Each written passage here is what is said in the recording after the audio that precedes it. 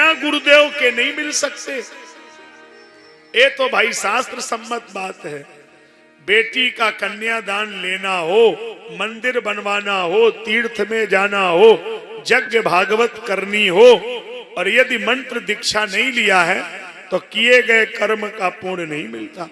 इसके पहले किसी महापुरुष के चरणों में बैठ के मंत्र लेना चाहिए। ये ध्यान में रखने का बिंदु है। कोई भी बना रहे, लेकिन बिना गुरुदेव के बात बन जाएगी, ये संभव ही नहीं है। अच्छा, ध्रुव जी की उम्र कितनी है बोलो जरा, आप लोग कथा सुनते रहते हैं। 5 वर्ष। इनके माता पिता अभी हैं कि नहीं है? माता पिता बने हैं कि नहीं? बने हैं। तो फिर ये अफवाहें किसने फैलाया? बिना पुराण सुने, बिना जाने क्यों आप लोग ऐसा अफवाहें फैलाएंगे कि माता पिता बने हो तो गुरु नहीं करना चाहिए? तो ध्रुव के बने हैं कि नहीं? ये अज्ञान की बात क्यों समाज में फैलाते हो भाई? माता पिता गुरु ये तो तीनों जीवन की परम आवश्यकता है। ये थोड़े ही कि माता पिता मरेंगे तब हम गुरु जी बनाएंगे। ये कहां से आपने सीख लिया? ये तो जीवन के तीनों मूल माध्यम है। बिना माता पिता गुरु के तो जीवन ही अधूरा है। ये कभी अज्ञान दिमाग में मत लाइएगा। ये तो किसी भी व्यक्ति के लिए, और बचपन में उंगली पकड़ के जो चलना सिखाती है उसका नाम माँ, और जवानी में हाथ पकड़ के जो ठहरना सिखाता है उसका नाम महात्मा। अगर बचपन में उंगली पकड़ के चलना सिखा दे माँ, और जवानी में हाथ पकड़ के रुकना सिखा दे कोई महात्मा, और बचपन में मिल जाए माँ और जवानी में मिल जाए कोई महात्मा, बचपन ना बिगड़ने दे माँ, जवानी ना बहकने दे कोई महात्मा, और जिसे बचपन में मिली माँ, जवानी में मिला महात्मा, उसको बुढ़ापे में जरूर मिल जाएगा परमात्मा। क्योंकि बचपन ना बिगड़े इसलिए बचपन में माँ, जवानी ना बहके जवानी में मिल जाए कोई महात्मा। इसलिए गुरु तो जीवन का प्रारंभ ही वहीं से। अब एक आदमी हमसे कह रहा था कि मान लो बहुत बड़े गुरुजी बना ले। हमने कहा बड़े गुरुजी का मतलब क्या? बोले जैसे बहुत बड़े हो, मान लो बहुत बड़े, तो वो तो देख ही लेंगे कल्याण हो जाएगा। ऐसे नहीं होगा।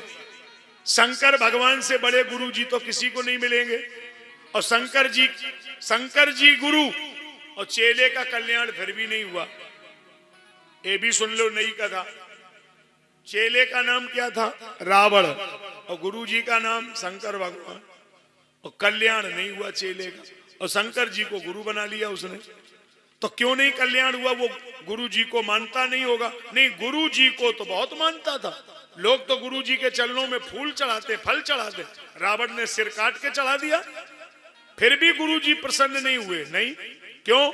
रावण गुरु जी को मानता, गुरु जी की नहीं मानता। गुरु जी को मानता, गुरु जी की नहीं मानता। तो गुरु जी को मान लेने में काम नहीं बनेगा, गुरु जी की मान लेना। तो वो गुरु जी को तो मानता लेकिन गुरु जी की नहीं मानता।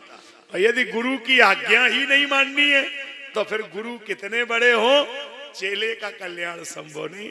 इसलिए गुरुजनों के चरणों में अपना माथा रख के जब आप प्रणाम करते हो तो इसका मतलब अपनी बुद्धि का समर्पण करते हो कि और तो सब जगह हमारी बुद्धि का निर्णय चलेगा, लेकिन तुम्हारे चरणों में ये बुद्धि समर्पित है, तुम जो कहो वही ठीक है।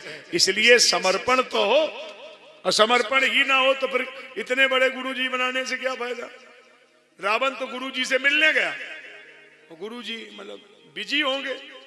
उसने पकड़ा कैलाश पर्वत है, कहो तो कहीं कैलाश उठायो, दोनों भुजाओं पे कैलाश पर्वत उठा लिया। पर्वत हिलने लगा। माता पार्वती जी बोली कि भोले बाबा ये आपका आसन क्यों हिल रहा है? भोले बाबा ने कहा घबराने की जरूरत नहीं है, चेला आया है। चेला आने का मतलब आसन हिल गया। बोले कुछ चेला ऐसे होते हैं उन्हें देख करके गुरु जी भी हिलने लगते हैं। सही बता रहे सर, हमारे कई ऐसे शिष्य हैं उनका फोन आ जाए मोबाइल हिलने लगता है। जाने क्या बीमारी होगी साहब, क्या आफत होगी, बड़ा मुश्किल काम है। अब रावण से पूछो ये क्या कर रहे हो? बोले गुरु जी को प्रणाम कर रहे हैं। तो ये कौन सा प्रणाम है? गुरुजी का आसन उठा लिया, ये कौन सा प्रणाम है? अरे बोले हम गुरुजी के चरणों में गिरते, फिर गुरुजी झुकते, फिर गुरुजी हमें उठाते। अरे हम गुरुजी को ही उठा ले? बताओ साहब, जहां अहंकार की कोई सीमा ही नहीं है तो वहां गुरुजी बनाने से भी फायदा नहीं।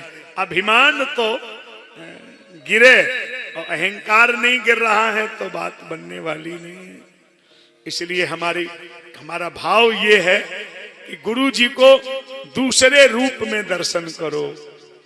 सब्सक्राइब करें हमारे YouTube चैनल साधना गोल्ड को और पाएं वीडियो सबसे पहले। और हाँ, बेल आइकन दबाना ना भूलें।